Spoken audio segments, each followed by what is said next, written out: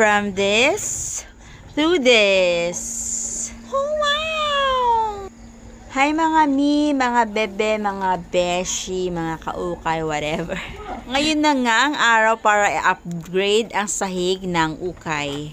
Bukod nga sa ito nga ang palaging puntahan ni Judine, nagiging maalikabok ang kanyang mga tuhod, kamay, ay lagi na nga walisin ito at saka talagang ang hirap linisin. Kaya it's time to change it. And of course, first thing we need to do here is magwalis muna. Guys, tara. Ngayon ay maglalagay na tayo ng linoleum sa sahig. Para naman malinis. Ito nga pala guys ay in-order ko lang sa Lazada and it worth 95 per yard. At mas mura nga ito sa store kasi 100 daw ang pinakamababa sa bayan. Dalawang 4 yard nga ang in-order ko dyan dahil nga free shipping kapag 4 yard. So, tinesting ko muna kung kakasya siya. Ang pangalan pala niyan ay tile emblem type na pagka-linoleum. Ang estimated size ni mother dito is 10 yard. Pero, ang binili ko is dalawang 4 yard. So, 8 yard lang to totally.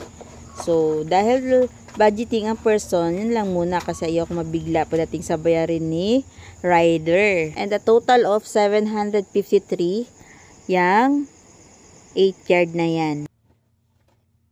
Kabidyo na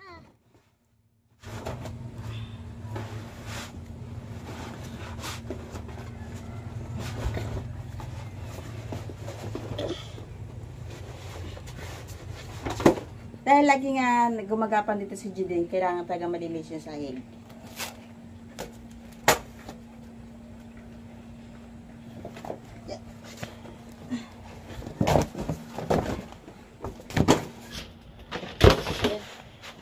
Sakto lang. Buti naman guys, yung hati nila sakto lang. So yung pahaba, sana kumasya to. Tignan natin.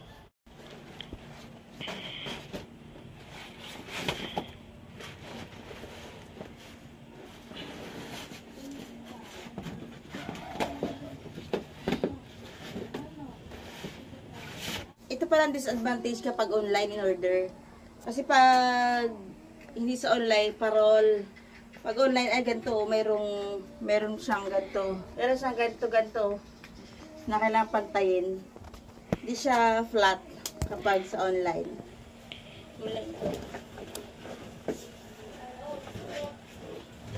So ito naman next natin gawin, kailangan natin pantay ito. Hi guys! Kitty. Kitty. Bigat. Bigat. Lo! Yeah, agay. Okay lang. Bigat nito. Struggle kapag gantong hindi pa nalalagay yung linoleum, tapos saka maglalagay ng mga yung meron ng ganito. Ganito yung struggle. Kalaki kasi yung budget dati, so no choice. Yeah, agoy.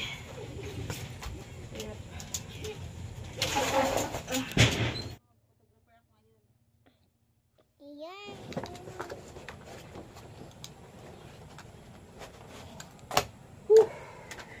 Kading, gapang kading.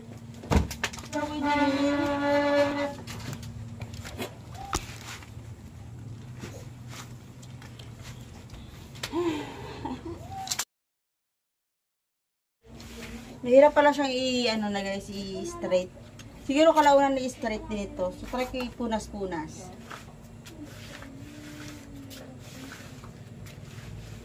Yan, meron pa siyang natirang space doon. Orderan ulit yan. Hati pa lang. So, yan pa lang ang nagawa natin. Alright, thank you. Pwede na silang maglapag-lapag dyan. Maglumpiga. Diba?